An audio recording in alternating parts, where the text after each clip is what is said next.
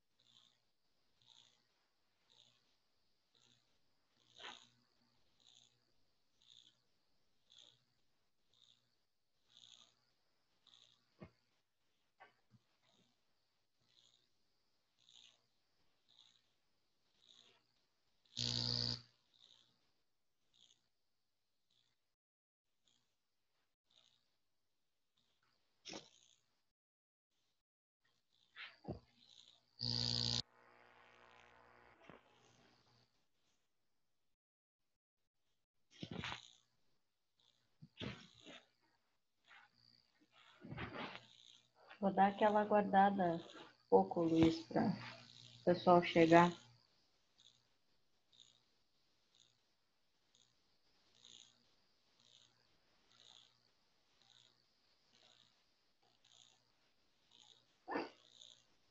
Só eu por enquanto.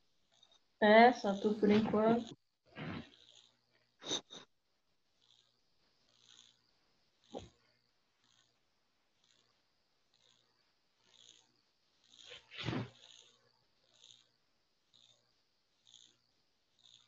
Se tivesse jogo do Grêmio, do Inter nesse horário, eu até diria que seria o jogo, né? Mas não tem, o Inter só joga 9h30.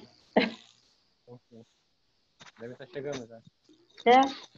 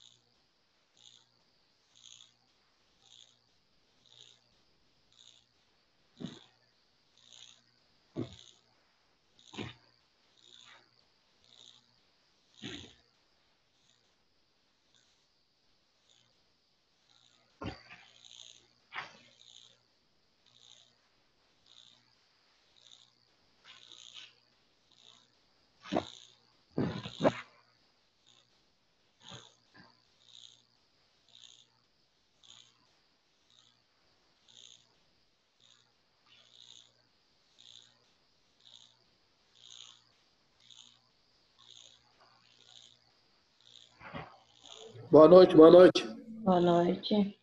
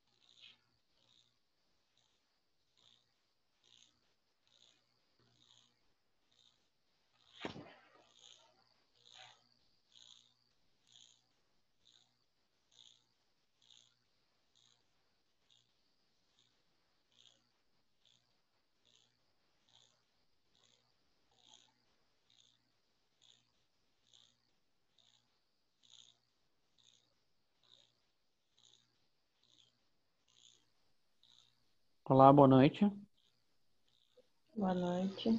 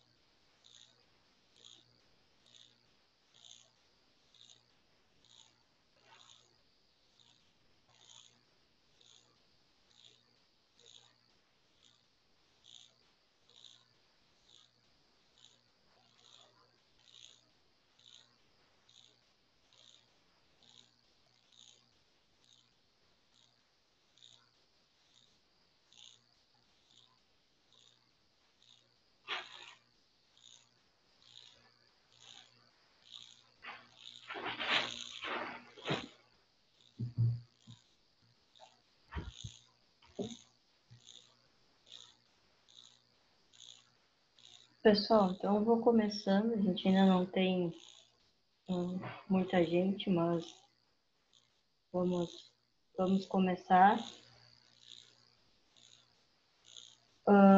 Primeira coisa, um aviso.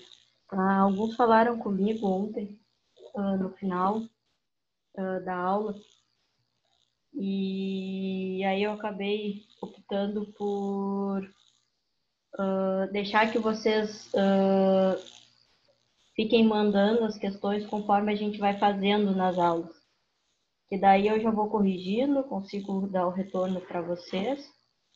E também fica mais fácil para vocês, depois não vai ter perigo de perder ou coisa assim, tá?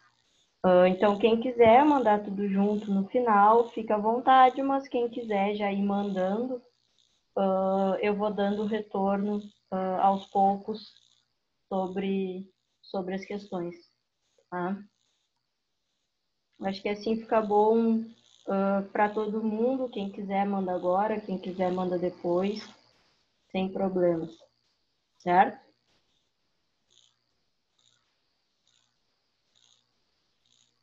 Certo. Beleza. Então, ontem nós fizemos quatro questões. Hoje, ao final da aula, vão ter mais 3, se eu não me engano. E aí, a gente vai desenvolvendo isso ao longo das aulas. Até para tentar fazer com que vocês fiquem com o conteúdo que vocês viram já fixado, de uma maneira diferente. Vou tentando improvisar nessas aulas à distância. Tá? Então, ontem nós vimos a questão dos erros, a classificação e esse tipo de outros tipos de erro, né? Nós já tínhamos visto 3, vimos alguns outros. E hoje a gente vai ver a questão da classificação dos instrumentos. Então, a gente vai ver como que eles podem ser classificados, a simbologia deles nesse meio de medição e a questão da suspensão do conjunto móvel. Tá? Então, são esses 3 grandes tópicos que a gente vai estar vendo na aula de hoje. Tá? Deixa eu arrumar aqui para quando alguém entrar eu visualizar e aceitar.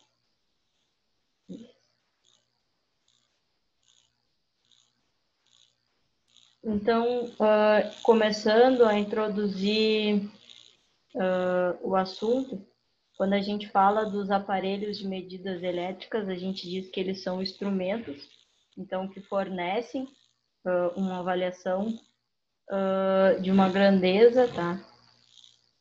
Baseando-se em efeitos físicos causados por ela. Então, a gente pode ter vários efeitos diferentes que podem estar sendo aplicados, né? Desde forças eletromagnéticas, forças eletrostáticas, efeito Joule, efeito de temperatura e diversos outros efeitos que a gente pode estar aplicando, né? E estar fazendo uso nessas grandezas. E aí agora a gente vai ver uma série de maneiras que a gente pode classificar os instrumentos.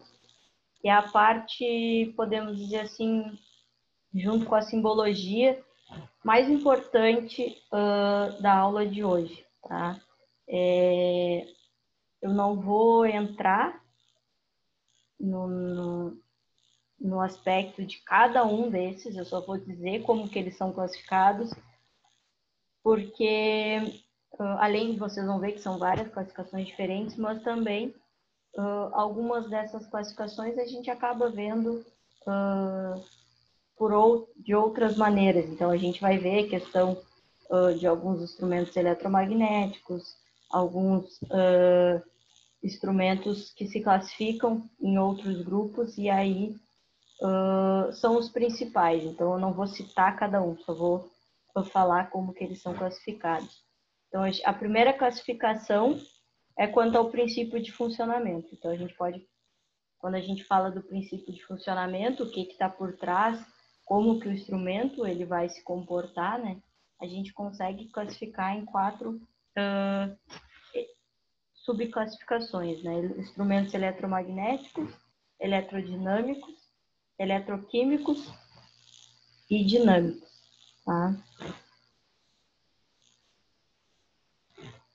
Quanto à corrente, a gente já está acostumado à questão de corrente contínua e corrente alternada. Quanto à grandeza a ser medida, isso a gente viu em automação, quais os instrumentos associados a cada uma das grandezas, então os amperímetros, corrente, voltímetros, tensão, ohmímetros, resistência. Quando eu falei de watímetro em automação, eu só falei potência, eu não estava entrando no mérito de que tipo de potência, mas aqui a gente vai ver isso, a questão dos watímetros serem para potência ativa, os varímetros para potência reativa, a gente vai ver essa questão, como que elas se associam. O fasímetro ou cosfímetro, que é o fator de potência, os frequencímetros para frequência. Aqui eu citei só aqueles que nós vamos ver, tá? Nessa disciplina, mas tem uma série de outros, a gente viu em automação, quando eu falei sobre as grandezas e os instrumentos. Tá? Quanto à apresentação da medida, a gente viu um pouco sobre isso, mais especificamente os 2 primeiros, que são os instrumentos indicadores, então é aquele que só vai mostrar o valor da medida naquele instante. Então, no momento que outra medida for realizada, eu perco a informação anterior e mostro só a atual. Então, eu só sei a informação atual. Já o instrumento registrador, não. A gente vê a informação que está sendo medida naquele instante, mas a gente também vê as informações anteriores. Então, essa é a diferença de um para o outro. O indicador mostra só o valor momentâneo, o registrador mostra o momentâneo e o que veio anteriormente, e o instrumento integrador ou totalizador, que a gente chama, a gente ainda não tinha visto esse, ele mostra o valor acumulado. Então, eu pego o intervalo de tempo, vamos supor 10 segundos, 20 segundos, e eu tenho tantas medidas naquele tempo, ele mostra a soma dessas medidas. Então, um valor acumulado, né? Um valor total referente àquela variável. Então, esses são os 3 grupos que diferem em relação a como eles apresentam o que está sendo medido. Então, aqui eu tenho um exemplo de cada, só para vocês terem a ideia. Então, o primeiro que nós vimos, o indicador, que é o caso do nosso multímetro, do nosso amperímetro, voltímetro, qualquer um desses, ele está mostrando o valor só naquele momento. Então, ele não está mostrando o valor anterior. Aqui no meio nós temos o registrador, então ele já mostra o valor momentâneo, mas também vai armazenando as informações anteriores. E o totalizador, que aí a gente tem o exemplo, cada um tem na sua residência, do relógio, ele vai acumulando até fazer por um determinado tempo, ou até parar de funcionar, como tu programar ele, mas ele vai sempre acumulando o valor. Podemos classificar também, então, quanto ao uso, em instrumentos industriais e instrumentos de laboratório. Os industriais, eles não exigem uma exatidão tão grande, mas eles precisam ser mais robustos, né? Porque eles têm que estar preparados para aguentar diversas condições de temperatura, de umidade, de poeira. Então, diferente de laboratório, a gente prisa primeiro pela questão da robustez, então ele conseguir aguentar aquele chão de fábrica, aquela rotina industrial. Já os instrumentos de laboratório, não. A gente não precisa que ele seja robusto, porque ele está dentro do ambiente controlado, que a gente chama, mas, em contrapartida, ele prima pela exatidão e pela precisão. Então, aqui, usando o exemplo, é como se a gente fosse pegar o laboratório de calibração, por exemplo, onde a gente tem um ambiente controlado, precisa de instrumentos mais precisos, mais exatos, para estar realizando a calibração de instrumentos que ficam no meio industrial. Então, tem essa diferença que a gente tem quanto ao uso, quando a gente vai usar um instrumento no meio industrial e quando a gente vai utilizar ele em laboratório. Quanto à portabilidade, então, se ele é um instrumento de painel, se ele é fixo ou de bancada, ou se ele é portátil. Então, essas três classificações. Então, portátil, o multímetro ele é portátil, né? Eu posso estar levando ele para qualquer local. Instrumentos de bancada e instrumentos de painel, não. Já são instrumentos que eles ficam no local. Eu não consigo estar transportando eles. Quanto à forma que eles apresentam os resultados, então a gente viu sobre isso, questão dos instrumentos analógicos e os instrumentos digitais, questão de que quando eu tenho um digital, então eu vou ter um display, vou ter um número ali, vou apresentar aquela leitura de forma alfanumérica que a gente fala, e o instrumento analógico a gente vê através do posicionamento de um ponteiro.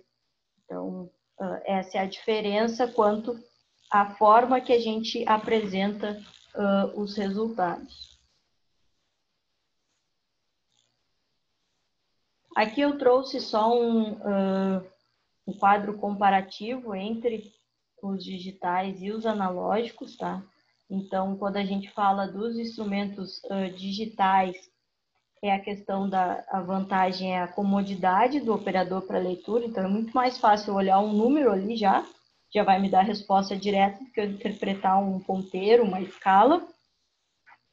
A questão da queda dos preços, porque antes os instrumentos digitais, eles quando surgiram, eles tinham um preço muito mais elevado que os analógicos, mas eles foram caindo porque começaram a surgir diversos outros instrumentos digitais, então a concorrência ficou maior e aí o preço baixou.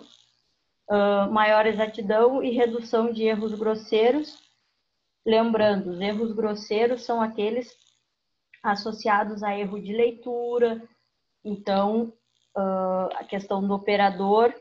Então, se eu tenho um instrumento digital, é muito mais difícil ler aquela informação errada do que quando eu estou num dispositivo analógico, que eu tenho que olhar ali o ponteiro, dificulta mais o entendimento de qual o valor está dando.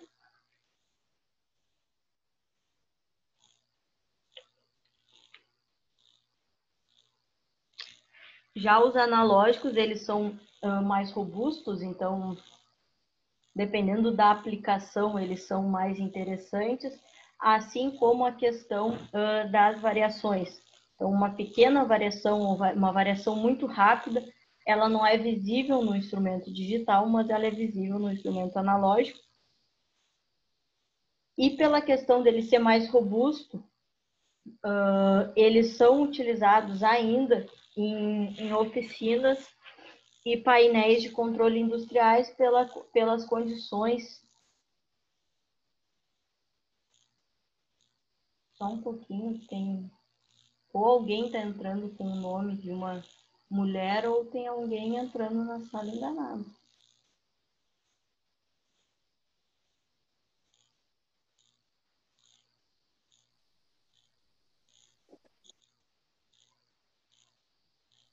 Boa noite. Boa noite. Eu Acho não que sei. entrou com mão de mulher hoje, né? Tinha que ser, né? Tinha que ser ele, né? né? Tinha que ser ele mesmo, tá louco.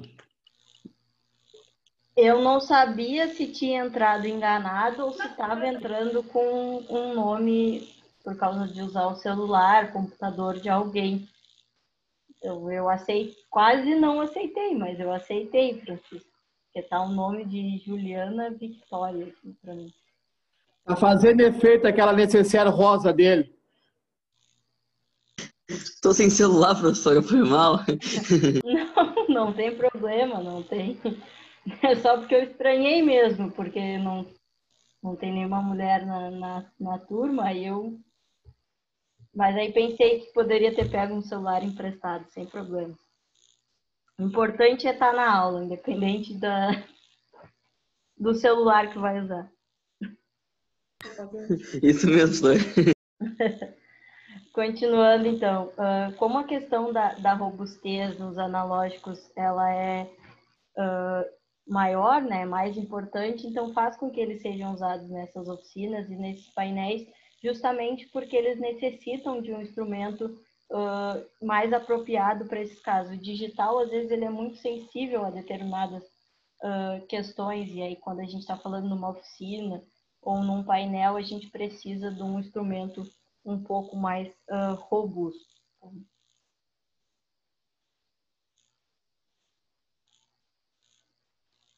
Quanto ao princípio físico, então utilizado para realizar a medição, pode ser ferro móvel, bobina móvel, indução e ressonância. Nós vamos ver a questão do ferro móvel e do bobina móvel. Esses dois, eles geralmente eles estão associados aos analógicos, tá? Mas já se vêem alguns modelos avançando para outras coisas. Mas como a gente vai falar bem específico sobre cada um deles, começando amanhã, se eu não me engano. Amanhã a gente começa com bobina móvel. O princípio de funcionamento, a variação, são de dispositivos analógicos.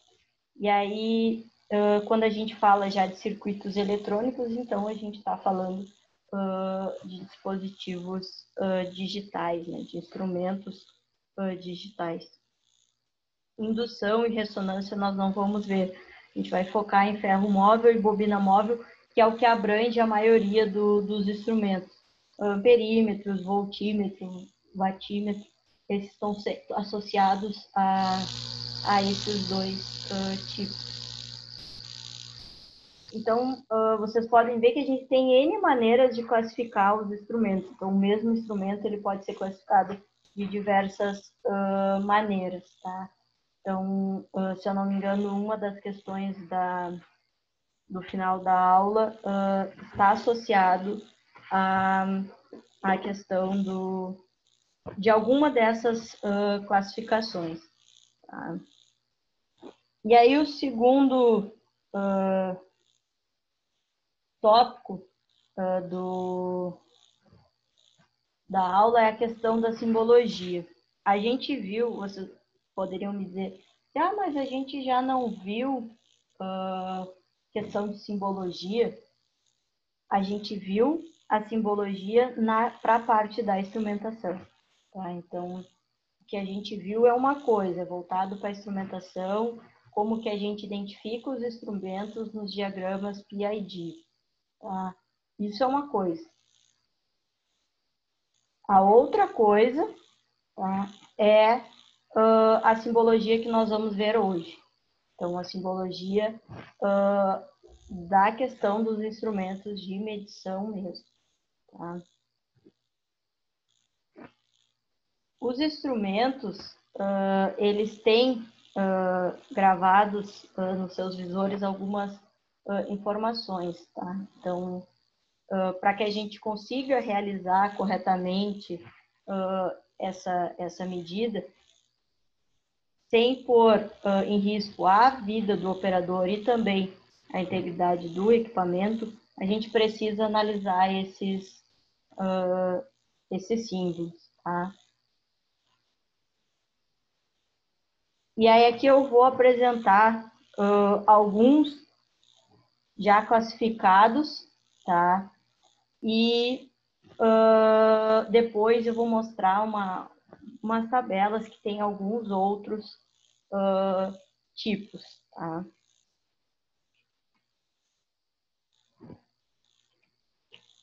Então, como a gente falou sobre o tipo do instrumento, então se ele é de bobina móvel, ferro móvel, eletrodinâmico, tá? A gente tem essas diferentes simbologias, tá? Para estar utilizando e associando o instrumento. Questão da tensão de isolação ou tensão de prova, então é o valor máximo que o instrumento pode receber na sua parte interna e sua parte externa. Então é por essa estrelinha com esse número indicativo dentro. Então o número vai indicar essa tensão. Então se eu tiver um 5, um 6, enfim. A questão da posição, aí aqui a gente tem, então, se ele está na vertical, se ele está na horizontal, se ele está inclinado, e aí se ele tem essa angulação, a gente tem como colocar, né, associar o quanto ele está inclinado, tá? Então, aqui tem algumas modelos, então se ele está a 90 graus, se ele está a 0, né, ou 180. Então, aqui tentando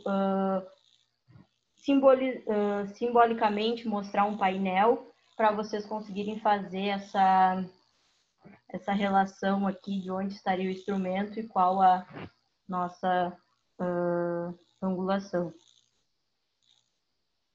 O próximo é a classe de exatidão. Então,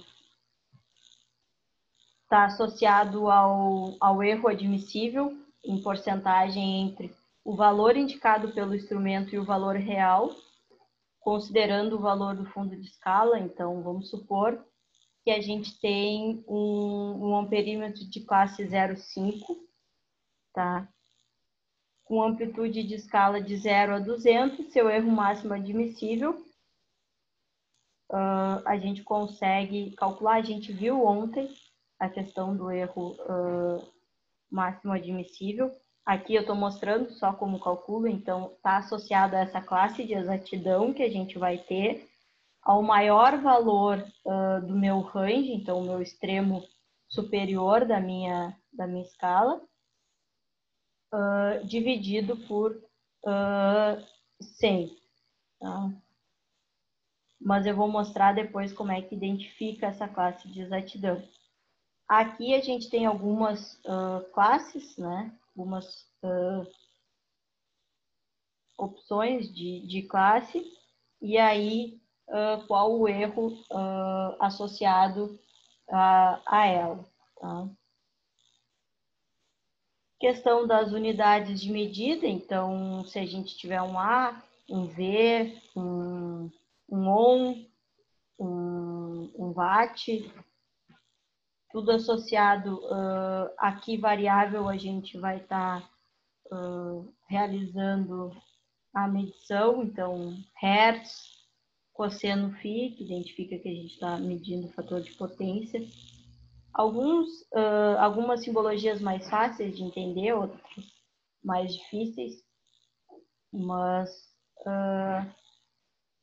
tudo isso tabelado, e aí depois com o tempo vai se acostumando.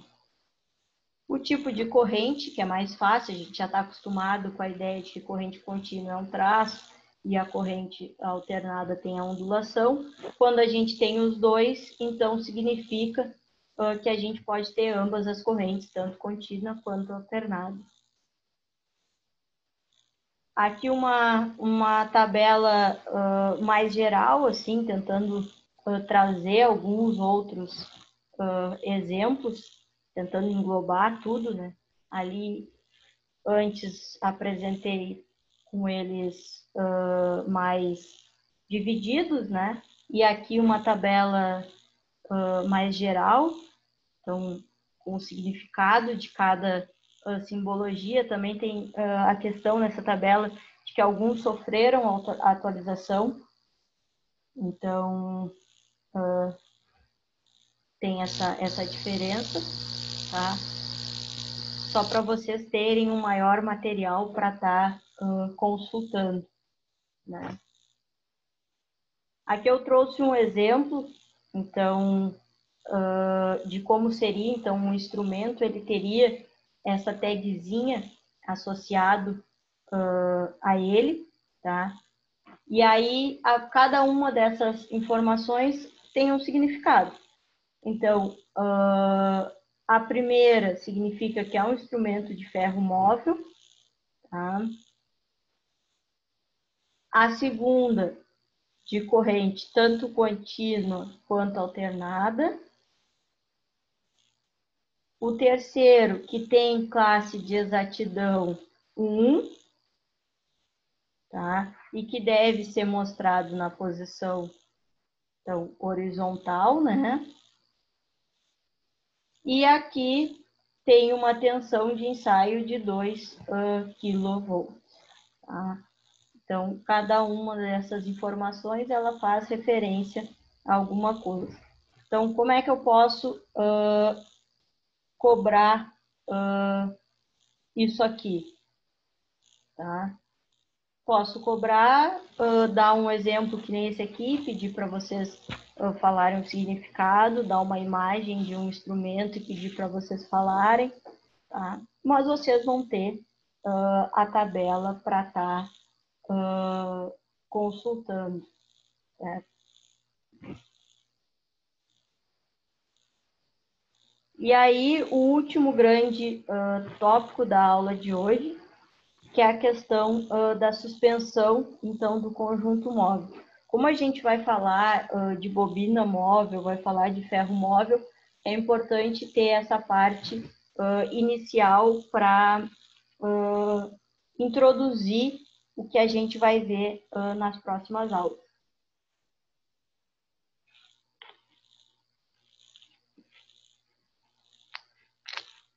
Então, quando a gente fala da suspensão do conjunto móvel, a gente está falando da parte mais delicada quando a gente vai fazer um instrumento, tá? Por quê? Porque a gente não pode fazer com que tenha atrito na hora do movimento. Então, pensem num multímetro, tá? Em que a gente vai ter a variação do ponteiro. Se ele tiver com atrito, ele vai sofrer influência na hora de mostrar o resultado, certo? Então, a gente tem 3 tipos de suspensão mais empregada, tá? Que é a suspensão por fio, por eixo e a suspensão magnética, tá? A suspensão por fio, ela é empregada quando a gente está falando de instrumentos de alta sensibilidade, então mais em instrumentos de laboratório, não em instrumentos que vão para o chão de fábrica, tá? Deixa eu conectar o meu para não acabar a bateria. Esse fio, tá, que é utilizado para essa suspensão, ele é feito em liga fósforo-bronze, tá? E ele tem 3 finalidades, tá? Esse fio dessa suspensão. Suportar todo o conjunto móvel, então. Fornecer, por intermédio da torção, o conjunto antagonista, então, o que vai ser contrário, né? Fazer o movimento contrário. E servir como condutor para levar a corrente elétrica até a bobina. Então, esse fio ele precisa ser condutor. Tá? Então, são esses 3 aspectos que esse fio precisa cumprir. Tá?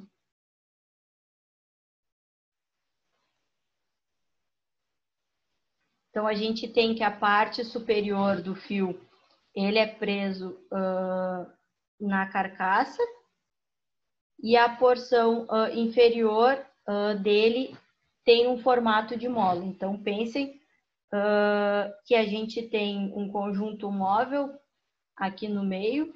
Eu trouxe a figura para tentar exemplificar. Então, a gente tem esse conjunto móvel aqui no meio e a gente tem um fio em cima e embaixo para sustentar esse conjunto móvel. A parte de cima do fio, então, vai ser preso a carcaça do nosso instrumento, tá? E a parte inferior, ela tem o formato de mola por dois aspectos. Então, para permitir a regulagem da tensão mecânica do fio, então, se ele precisa que esteja mais tensionado ou mais afastado, e permitir a centralização do conjunto móvel conforme tem a movimentação. Tá?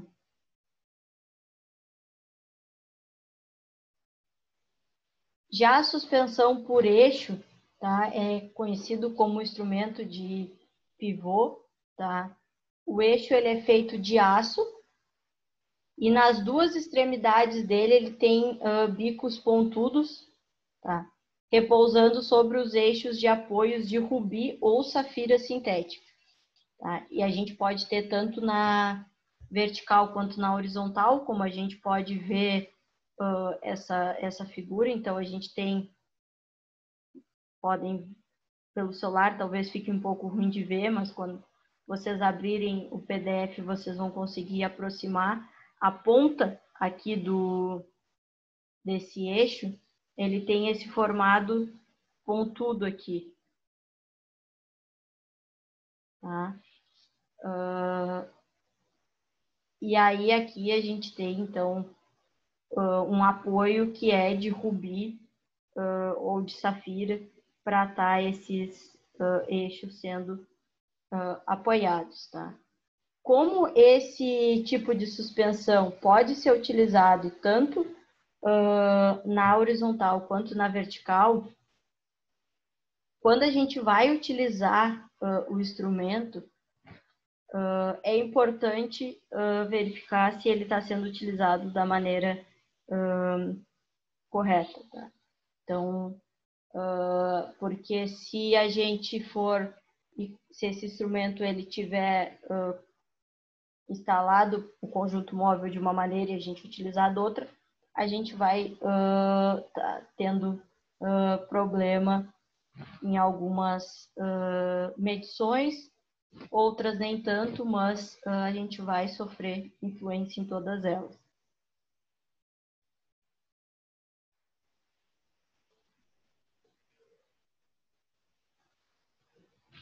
E a questão da suspensão magnética, então ela já é utilizada em instrumentos preferencialmente de eixo vertical. Tá? Então a gente vai ter dois ímãs, dois pequenos ímãs permanentes, um preso ao eixo do conjunto móvel e outro à carcaça. E a gente pode ter essa suspensão de duas maneiras, de repulsão ou de atração. Então, de repulsão, seguindo a mesma ideia que a gente já tem, né? Quando a gente tem dois ímãs de mesma polaridade, tá? A gente coloca eles na parte inferior do eixo, porque dois ímãs de mesma polaridade vão se repelir. E dois ímãs de polaridades opostas, eles vão se atrair. Então, tem essa diferença. Aqui tem um exemplo de um e de um exemplo do outro. Então, a primeira figura aqui é de repulsão e aqui é de atração, porque aqui a gente tem polos diferentes, polo norte e polo sul, e aqui a gente tem os mesmos polos, tá? Então, a gente pode ter tanto na parte de baixo quanto na parte de cima, tá? Mas o que vai nos dizer é isso. Se eles tiverem polos diferentes, eles vão se aproximar e aí o movimento vai ser de aproximação do conjunto móvel, e se nós tivermos de polos iguais, eles vão se afastar. Tem mais aí? E vai ter a repulsão, então, do movimento. Tá?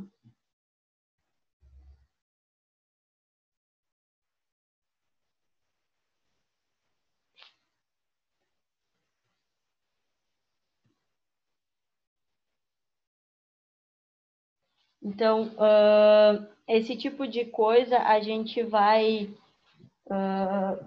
a gente precisa saber, para entender, então, um pouco do funcionamento do que a gente vai ver a seguir, em relação a mecanismo de bobina móvel, em relação ao mecanismo de bobina móvel e imã permanente, e em relação ao mecanismo de ferro móvel. Tá?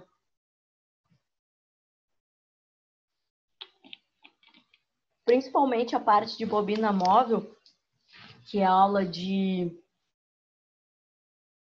amanhã e sexta, que a gente vai ver a questão de voltímetro, de amperímetro, de como usar, de multiteste analógico, multiteste digital, faz uso dessas suspensões e são baseados no mecanismo de bobina móvel. Tá? Então, a gente precisa... não é o foco que vocês saibam a questão de suspensão, mas é importante para entenderem o funcionamento do que vai vir a seguir na disciplina, dos outros instrumentos. Né? O mais importante do que foi dito até agora é a questão da simbologia, porque através da simbologia vocês têm uma noção do que vocês vão estar lidando, né? E a questão dos tipos de classificação que a gente vai ter dos instrumentos. Tá? Acho que a gente tem, eu não sei se vocês chegaram a ver na lista, mas acho que nós temos uma questão sobre a classificação, uma sobre a suspensão e uma sobre a simbologia na lista que a gente vai fazer daqui a pouquinho. Tá? Então, de conteúdo teórico na aula era isso hoje. Para quem entrou depois, tá? Alguns me chamaram e falaram sobre mandar as atividades antes, tá? Porque eu não tinha falado isso no início da aula de ontem. Então, quem quiser já ir mandando os exercícios para eu ir corrigindo, eu vou fazendo isso ao longo dos dias e aí já vou dando o retorno e você já tem uma ideia se está certo, se está errado, que aí eu vou indicar qual está errado e aí vocês podem estar corrigindo aquelas questões para não ter muita correria antes da avaliação. Então, se no final, conforme vocês forem terminando hoje, as 3 questões da aula de hoje, quem não mandou já quiser mandar as de ontem e as de hoje, eu vou dando retorno assim que possível. Tá? Agora eu vou botar aqui as 3 questões para quem não tem acesso à lista. Se puder mandar no grupo lá também, professor. A lista? Isso. Já está lá. Ah, já tá lá, já? Tá. Já está lá, Valeu. já está lá. Professora, essas... Diga. Essa matéria só vai mandar agora, né? Essa eu vou mandar agora. Estou abrindo Tá, o pra nós WhatsApp fazer, tá bom. aqui no computador. Ontem eu não consegui assistir a aula, professor, porque eu estou nos turnos da tarde. Agora eu consegui um tempinho para poder acessar. Pois é, eu perguntei sala sobre de turno. Eu perguntei sobre turno ontem, se alguém tava. Tu tá no turno da tarde até quando? Até amanhã. Amanhã Ah, ainda bom. faço esse turno, aí depois eu passo para os dias. Ah, tá, Turno dos não. dias. Só para ver se ia ter problema com a avaliação. Pois é, no dia da avaliação acho que eu estou de folga até. Não sei, Ah, eu bom. estou na madrugada. os turnos é rotativo, então cada dia, cada 3 dias num turno, 4 dias no outro, é complicado. Aham. E caiu bem essa semana, caiu nos turnos da tarde. Eu queria saber, em relação a essas questões que foi enviado no grupo, se eu posso entregar elas até o final de semana. Pode. É assim, ó, explicando então para quem não estava na aula ontem, tá?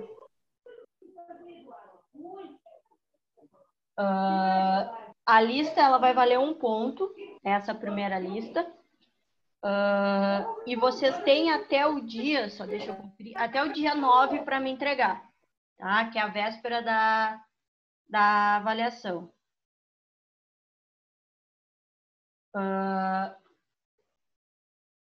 Quem quiser ir fazendo já as questões e me mandando, fica à vontade, eu já vou corrigindo, tá?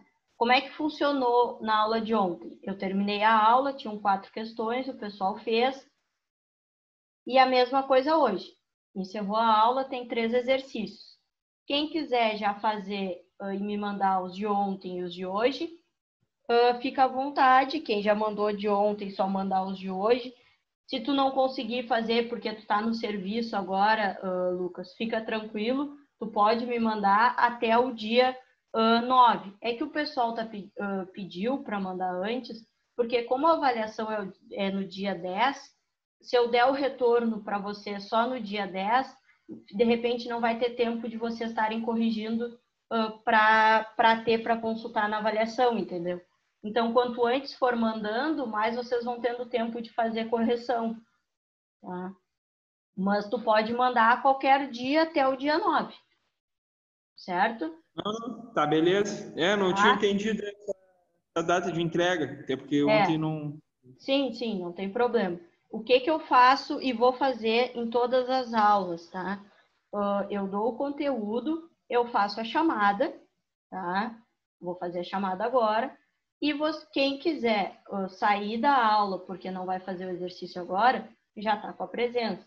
Quem quiser, eu vou estar aqui enquanto tiver alguém para estar tirando alguma dúvida de algum colega, tá? Então, acaba a aula, fica esse tempo para vocês estarem fazendo os exercícios. Foi até uma maneira que eu encontrei de deixar um tempo para vocês fazerem os exercícios na própria aula e não ficar demandando o tempo de vocês estarem fazendo fora do horário, entendeu? Claro, ficou bom esse método. Eu vou fazer a chamada e aí tu, como tá no serviço, fica à vontade, não precisa estar, já pode sair se tu quiser, sem problema. O Christian já ok, ligou o obrigado. microfone porque ele sabe que ele é o primeiro da chamada. Apressado? Ué? Christian, Boa noite. boa noite. Giovanni, Aqui, boa noite. Eduardo, Aqui, presente. Everton, Eu. Francisco, Opa, boa noite aqui. Isaac, Aqui. Lucas Paiva, Aqui. Lucas Guimarães, Aqui. Luiz, Aqui. Marcelo, Nicolas, Rogério e Vinícius. Presente. Beleza.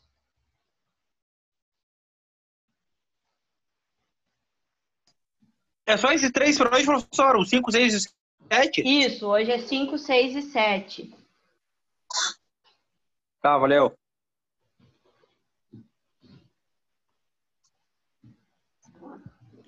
Então tá, professor, eu vou sair para continuar aqui Tranquilo, serviço. sem problema. Valeu, professor.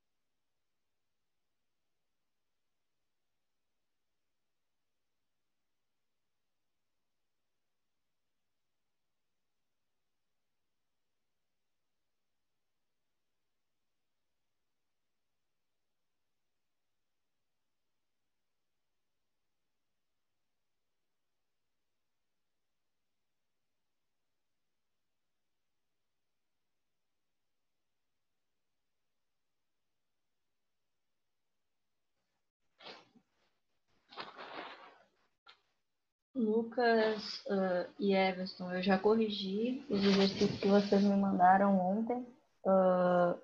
Mando para vocês amanhã a resposta desses, junto já com, de repente, as da aula de hoje. E Christian, o teu eu ainda não corrigi, tu mandou a aula, estava começando, mas também te retorno amanhã já com as tuas respostas, tá? Só para deixar vocês cientes.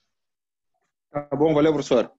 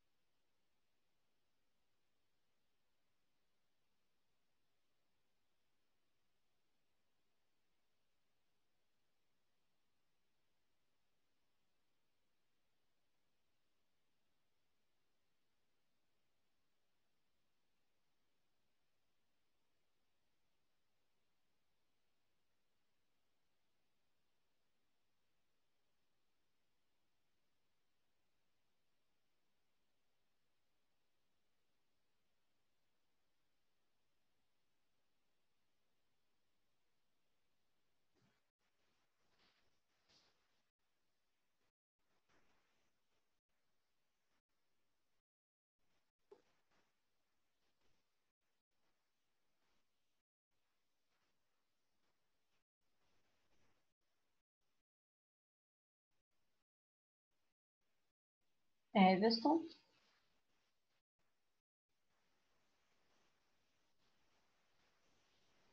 Everton.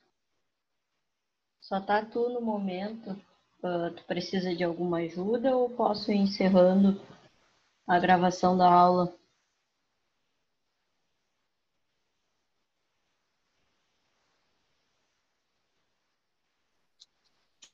Pode encerrar, professora. Eu já vou te mandar já, valeu? Tá, então tá. Tá? Aguardo, Eu acho então. até que eu te mandei, vou ver.